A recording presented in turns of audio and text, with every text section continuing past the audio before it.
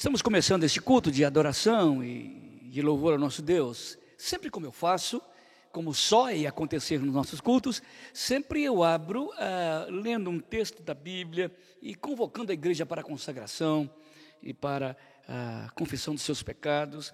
E desta feita, eu queria ler no capítulo 8 de Romanos, a partir do versículo 26, Romanos 8, 26. Também, o Espírito, semelhantemente, nos assiste em nossa fraqueza, porque não sabemos orar como convém, mas o mesmo Espírito intercede por nós, sobremaneira, com gemidos inexprimíveis. Aquele que sonda os corações, sabe qual é a mente do Espírito, porque segundo a vontade de Deus é que o Espírito intercede por nós.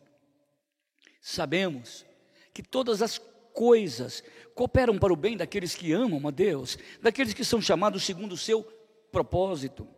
Porquanto aos que de antemão conheceu, também os predestinou para serem conformes à imagem do seu Filho, a fim de que ele seja o primogênito entre muitos irmãos. E aos que predestinou, a esses também chamou. E aos que chamou, a esses também justificou. E aos que justificou, a esses também glorificou. Olha, a minha oração é que o Espírito possa interpretar este culto diante de Deus. Sem Ele, as nossas músicas, a nossa pregação serão coisas tartamudeadas, gagas diante de Deus. Que o Espírito de Deus possa fazer este ofício maravilhoso, exercer este munus, esse trabalho extraordinário que é interpretar as nossas orações, as nossas músicas diante de Deus. Agora nós vamos entrar num momento de adoração, de louvor, e que você possa cantar no Espírito, você possa adorar a Deus de todo o coração, não importa o que está acontecendo ao seu redor, na sua cidade e no mundo, o Senhor seja honrado, como Jó disse, o Senhor me deu, o Senhor tirou, bendito seja o teu nome. Vamos bendizer o nome do Senhor, vamos cantar, vamos adorar o Senhor. Vim para adorar-te, vim para prostrar-me, vim para dizer que és meu Deus, és totalmente amável, totalmente digno, tão maravilhoso para mim.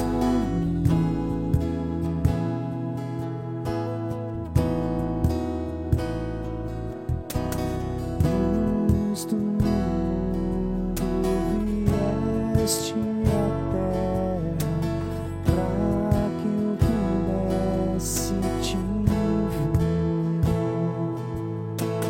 Tua beleza me leva a adorar-te, quero contigo viver.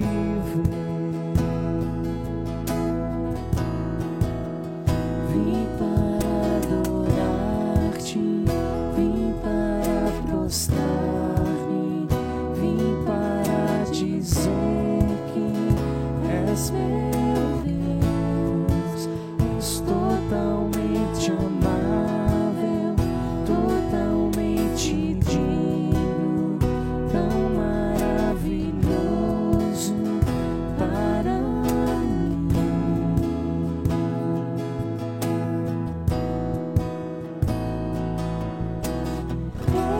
Eterno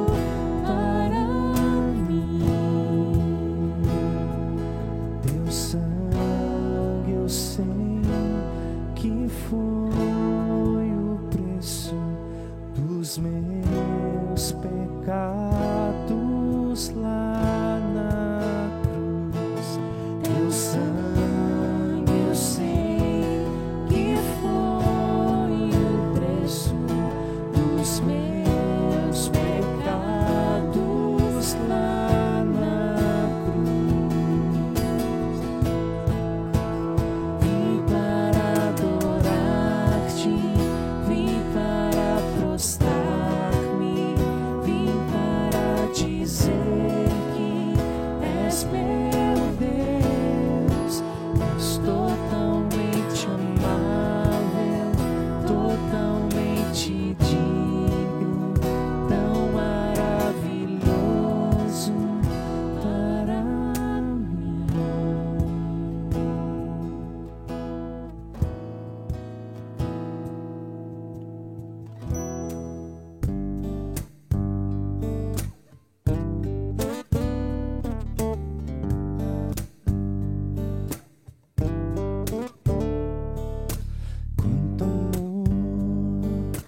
Quanto amor Ele tem por mim,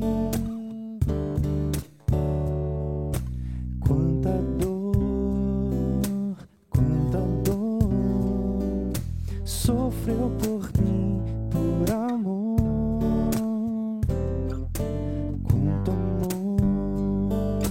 Quanto amor Ele tem por mim, quanta dor sofreu por mim, por amor. A razão de tão grande amor foi mostrar que a minha vida tem valor. Sou tão precioso para Deus que Ele deu o seu filho pra morrer na cruz por mim.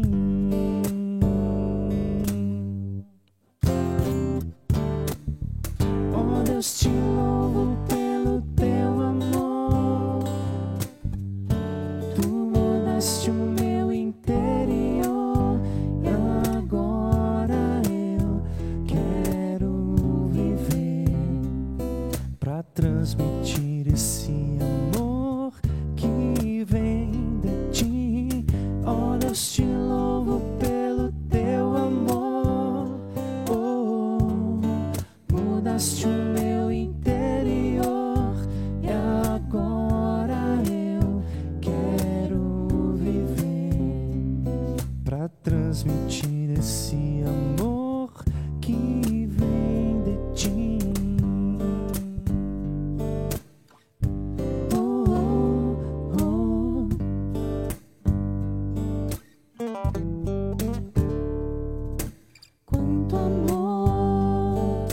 Quanto amor Ele tem por mim,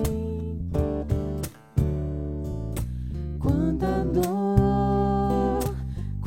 dor sofreu por mim, por amor. A razão de tão grande amor foi mostrar que a minha vida tem valor. Sou tão precioso para Deus que Ele deu o seu filho pra morrer na cruz por mim.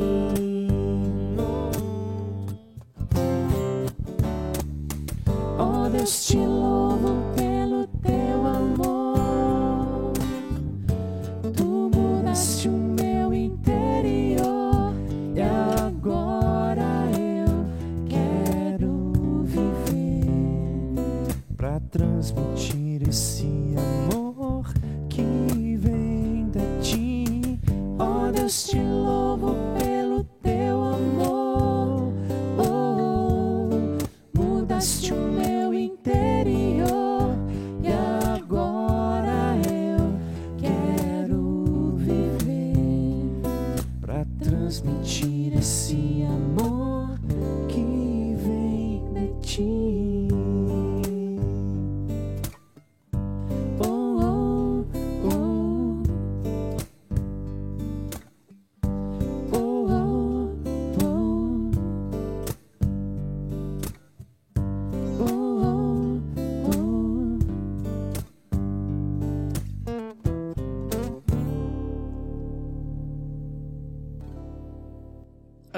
Este é um momento muito importante para a igreja presbiteriana de Jaú e todas as outras igrejas presbiterianas do Brasil.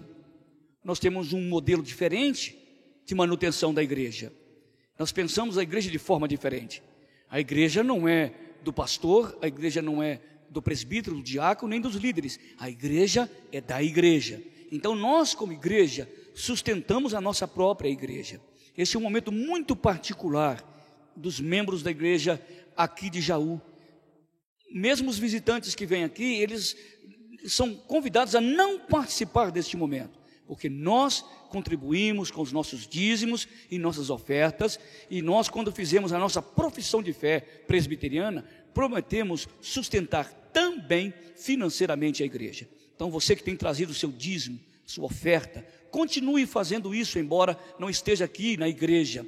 Você pode fazer isso através da conta que está aí na sua tela. Anote aí e coloque no banco, porque nós receberemos esses montantes e você pode mandar depois a sua comprovação, se você quiser, ou então você pode também telefonar nesse telefone que está aí, 3622-3057, que é o telefone da igreja. O secretário vai entrar em contato com o presbítero, um diácono, um líder da igreja, ele vai à sua casa apanhar esse dízimo. Então, este momento é um momento seu. Não se esqueça de fazer isso durante esta semana. Que Deus o abençoe também nesta área da vida espiritual. Já cantamos, já louvamos ao Senhor, oramos juntos, lemos a Escritura. Nesse momento eu queria abrir novamente a Bíblia para trazer a vocês a mensagem desta noite. Mas quero notificar a vocês um fato inusitado para nós, inusitado porque não é comum na nossa cidade de Jaú. Na quarta-feira passada agora, houve um latrocínio na nossa cidade, não é? Francisco Pérez, dono de uma loja aqui de ração, foi morto de uma forma tão estranha, porque já é uma cidade mais calma. Aliás, se vocês não sabem, é a cidade mais segura do estado de São Paulo, quiçá do Brasil, com mais de 100 mil habitantes. No entanto, isso aconteceu. Tiraram a vida desse homem. Agora, é interessante que esse assassino, ele não só entrou na loja e roubou, mas também matou. Então, há coisas na vida da gente que parece que roubar só, nos espoliar, nos dilapidar, não é mais importante. Importante é tirar a vida. Mas, Jaú, agora nós temos que ter cerca elétrica, porque parece-me que o número de ladrões, o número aumentou muito, em uma cidade tão pacata e tranquila, tão segura como a nossa. Nós estamos vivendo num momento atípico mesmo, mas há muitos ladrões na nossa cidade. E eu vou ler um texto da Bíblia que fala sobre os ladrões da alegria. Aquele que quer no dia a dia solapar a nossa alegria, furtar as raras alegrias que temos no coração. Paulo está escrevendo a carta aos Filipenses, no capítulo 1, da prisão. Interessante que nessa carta aos Filipenses, ele fala mais de 15 vezes a palavra alegria. Não deveríamos esperar que Paulo falasse sobre alegria na prisão. E ele, nesse texto agora em particular, ele está falando de algumas coisas que podem roubar a nossa alegria. E quem sabe esteja também roubando a sua alegria. Nessa carta, Paulo fala: alegrai-vos sempre no Senhor. Não de vez em quando. Alegrai-vos sempre no Senhor. Outra vez vos digo, alegrai-vos. Então, a máxima de Paulo nessa carta era o vocábulo alegria. Veja o que ele está falando agora nesse contexto. Algumas pessoas queriam roubar a alegria dele. Quero ainda, irmãos, cientificar-vos que as coisas que me aconteceram têm antes contribuído para o progresso do Evangelho, de maneira que minhas cadeias em Cristo se tornaram conhecidas de toda a guarda pretoriana, como também das demais pessoas. E mais, a maioria dos irmãos, estimulados no Senhor pelas minhas algemas, ousam falar com mais desassombro a palavra de Deus. Alguns efetivamente proclamam a Cristo por inveja ou porfia, mas outras pessoas o fazem por boa vontade. Estes, por amor, sabendo que estou eu, Paulo, incumbido da defesa da pregação do Evangelho. Aqueles, contudo, pregam a Cristo por discórdia, insinceramente, julgando suscitar tribulação às minhas cadeias. Todavia, o que me importa? Uma vez que Cristo, de qualquer modo, está sendo pregado, quer por pretexto, quer por inveja, também com isso eu me alegro. Sim, eu sempre me alegrarei, porque estou bem certo disto. Pela vossa súplica e pela provisão do Espírito de Cristo, me redundará em libertação.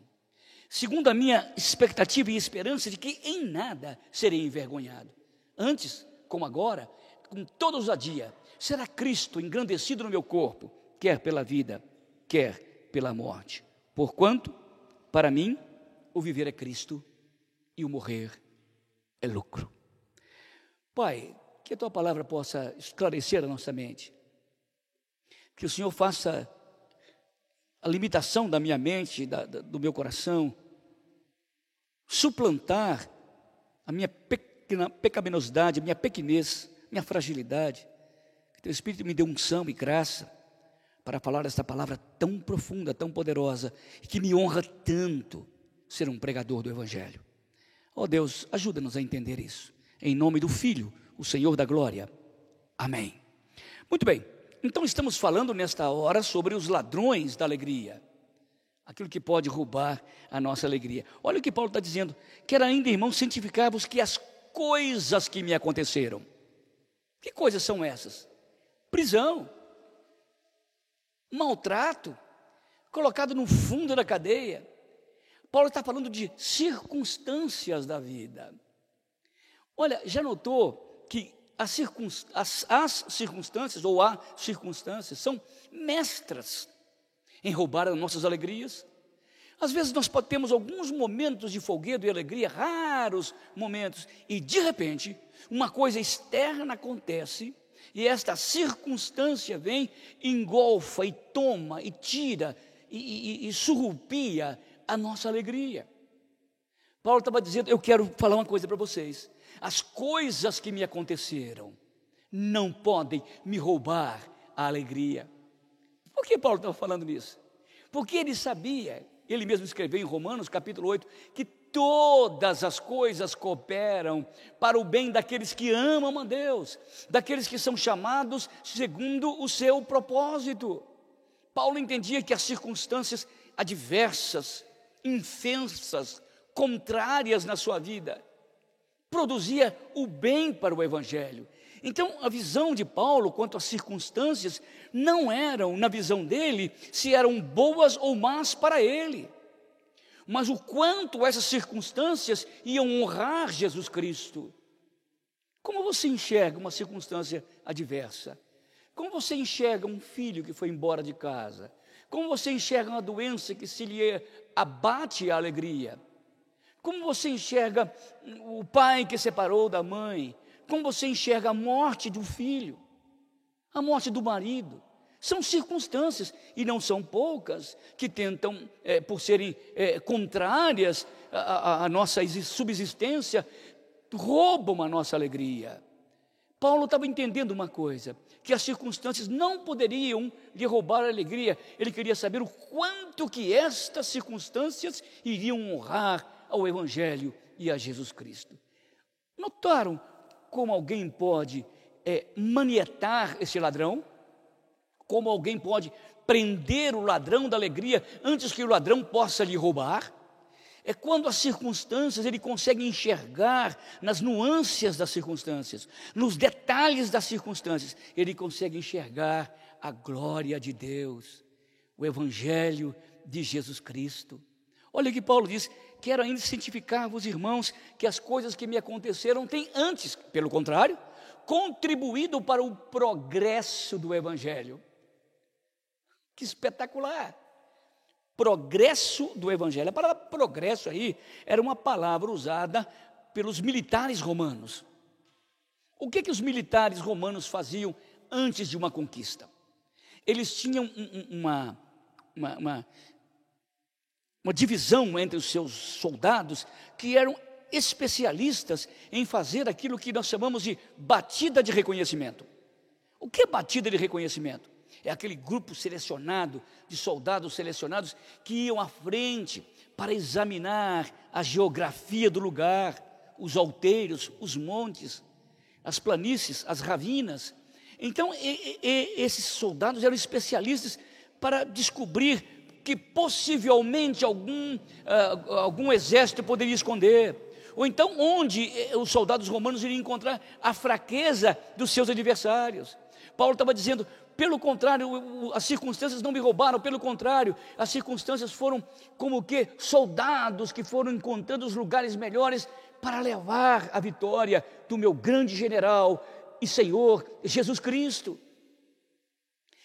É esse que Paulo estava se sentindo como fosse um soldado romano, e que as prisões, as dificuldades e as circunstâncias eram apenas lentes de aumento, através das quais ele poderia enxergar as brechas de Satanás, as brechas do império pagão romano, e ali naquelas brechas pudesse infiltrar com o evangelho transformador de Jesus Cristo.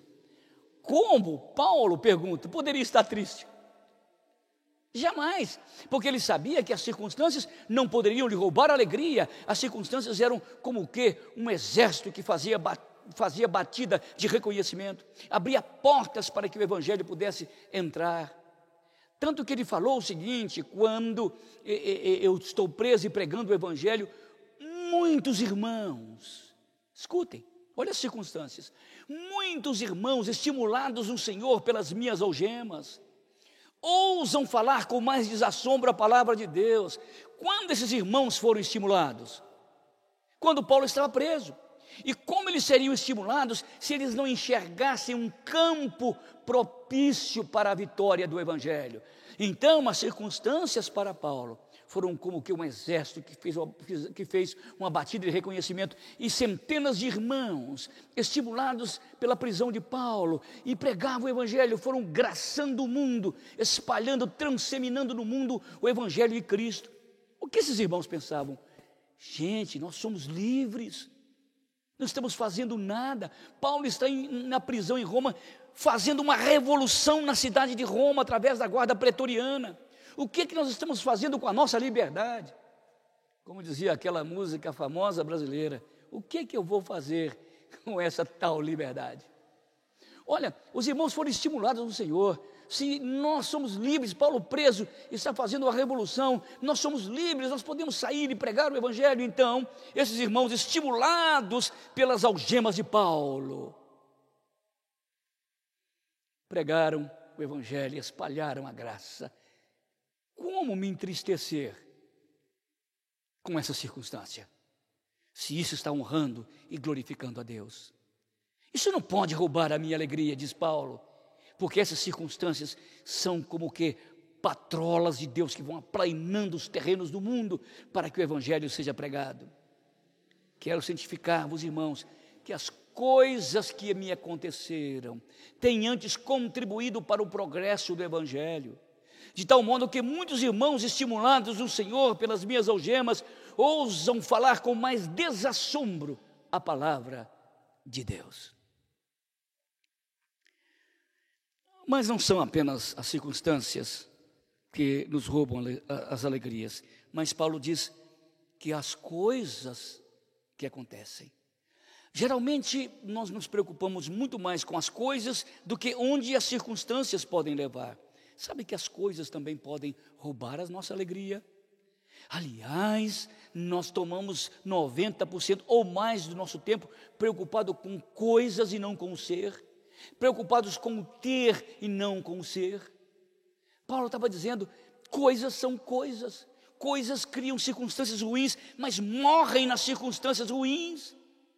Coisas são materiais, que o tempo vai puir, que o tempo vai envelhecer, que o tempo vai destruir, vai esfarelar. Coisas são coisas, carros são coisas, casas são coisas, trabalho são coisas, dinheiro são coisas, importantes sim, mas coisas.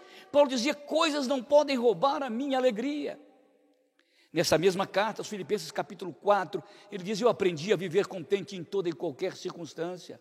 Eu sei estar em fartura, porque fartura são coisas. Eu sei estar em escassez, porque escassez são coisas. Eu sei ser honrado, porque a honra humana são coisas. Eu sei ser desonrado, eu sei ser humilhado, porque são circunstâncias. Mas estas coisas não podem roubar a alegria que tenho de pertencer a Jesus. Porquanto, diz Paulo nesse texto, tudo posso naquele que me fortalece. Coisas roubam a nossa alegria. Se você for honesto e honesta, fizer uma introspecção, uma introjeção, vai perceber que as coisas roubam muito mais a sua alegria do que os seres humanos. Que as coisas roubam muito mais as suas alegrias do que você perceber que o seu filho está se perdendo, do que o seu casamento está acabando, porque você está olhando para as coisas.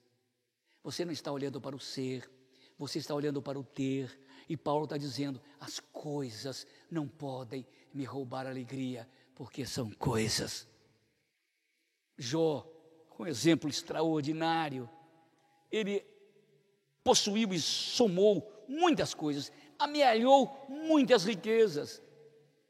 E Deus disse: eu vou tirar essas coisas de você, Jó.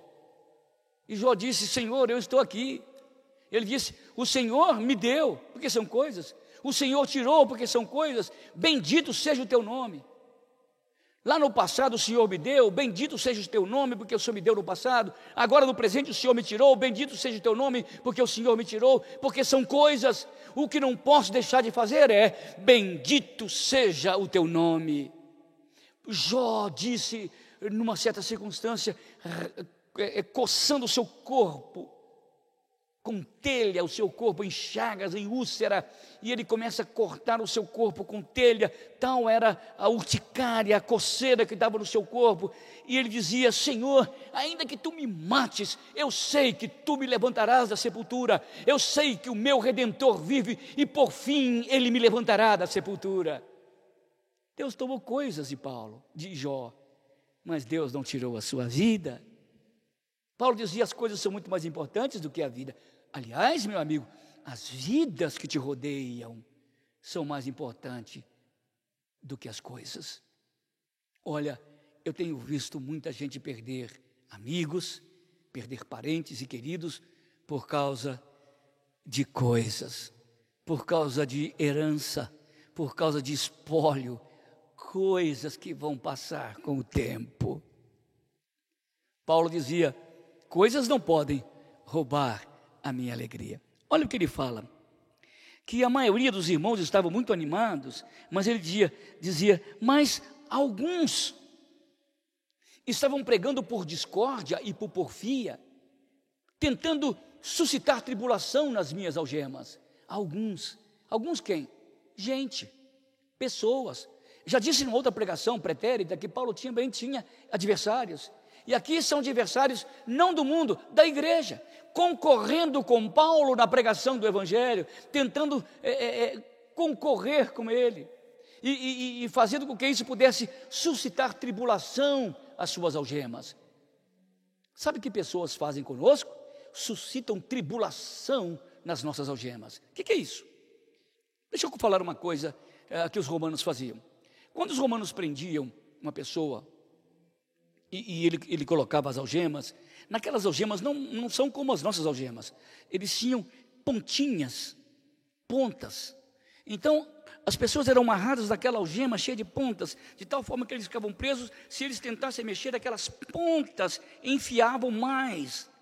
É isso que Paulo estava dizendo. Alguém está achando que concorrendo comigo, pregando o Evangelho, vai colocar mais uma ponta na minha algema para me ferir? Não! E Paulo estava dizendo, importa que Jesus Cristo seja pregado, quer por porfia, quer por discórdia, quer por inveja, também nisso eu me alegro, eu sempre me alegrarei. Você já percebeu que as pessoas que mais colocam agulhas nas suas algemas, aquela velha ideia que o problema é sempre o outro, como dizia Jean Paul Sartre, o inferno são os outros. Paulo estava dizendo, eu não vou deixar que essas agulhas, que não são minhas, sejam colocadas nas minhas algemas para me angustiarem. Não vou permitir isso, porque essas agulhas nas minhas algemas vão roubar a minha alegria. Olha, eu sou uma pessoa casada há 40 anos com a Nedinha, minha esposa, pessoa extraordinária, sábia, maravilhosa. Quem conhece sabe que eu não estou usando nenhum superlativo, estou sendo apenas realista. Mas algumas vezes, ela tem algumas lágrimas e mulher chora, graças a Deus, porque mulher chora, tá? Às vezes ela começa a chorar algumas coisas que não são minhas, lágrimas com as quais eu não tenho nada a ver, e ela tenta jogar aquela circunstância da infância, da vida com os pais, dos irmãos, nas minhas costas, na minha vida. Eu posso dizer: Nedinha, eu choro todas as suas lágrimas, mas essas não são minhas, elas são suas. Eu não posso deixar que gente do passado, que já deixou as suas marcas fantasmáticas na sua alma, roubem a minha alegria. Eu posso ser simpático a você, eu posso ter simpatia pela sua dor, mas não empatia. Eu não posso assumir a sua dor como se fosse minha, porque esse é um problema emocional seu e você tem que se curar. Paulo não queria que as frustrações dos concorrentes dele pudessem cair sobre ele. Ele dizia: eu não vou permitir que a cabeça pequena de um outro, as expectativas falsas dos outros caiam sobre mim. Gente rouba a nossa alegria. Gente rouba as nossas expectativas.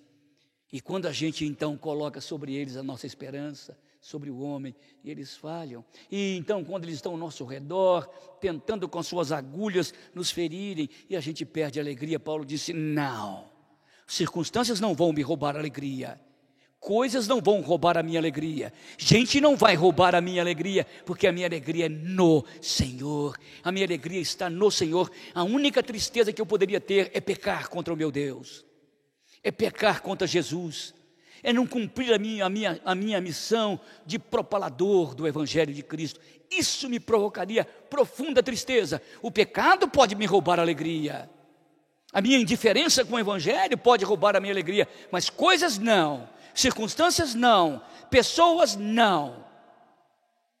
Onde estava o segredo de Paulo? Tudo posso naquele que me fortalece. Em outras palavras, eu posso qualquer coisa com Jesus. Eu posso enfrentar as circunstâncias mais adversas. Eu posso perder todas as coisas. E pessoas podem mentir, caluniarem contra mim, ou amigos tentando me jogar, suscitar tribulação nas minhas algemas. Eu posso qualquer coisa, eu só não posso pecar. Isso me entristece, isso rouba a minha alegria. Por isso que eu quero viver uma vida de santidade, quero viver uma vida de crucificado, como dizia em Gálatas capítulo 2, versículo 20, já não sou eu mais quem vive, mas Cristo vive em mim. Esse prazer que eu tenho na carne, essa alegria que é carnal, vivo pela fé. Eu tenho algumas alegrias que são minhas, mas eu entrego ao Senhor. Eu só não quero perder a alegria do Senhor, porque diz Neemias capítulo 8, a alegria do Senhor é a minha força. Que Deus nos abençoe. Não deixem que as coisas, as circunstâncias, as gentes, as pessoas roubem a sua alegria. Que Deus nos abençoe. Muito bom, foi muito legal estar aqui com vocês esta noite, falando do Evangelho de Cristo, de uma forma tão direta, tão pessoal, né? Às vezes tão direta, tão lacônica, não é? Mas é a maneira que eu tenho de pregar, é o meu jeito. Efusivo, efervescente. Eu sou apaixonado por tudo que faço.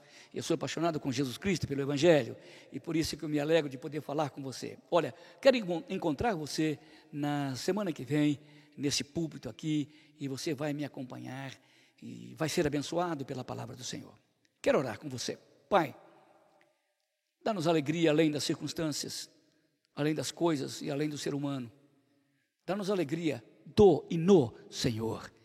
Que o nosso gozo seja completo, com a alegria do Espírito, que Ele possa nos dar alegria espiritual, a alegria de Cristo, o gozo que ninguém pode tirar ou roubar, Ó Deus, dá-nos esta alegria e que possamos viver no meio do caos em profunda convicção de que tem um Deus que nos protege. Guarda-nos, ó Pai, em nome do Filho de Jesus Cristo.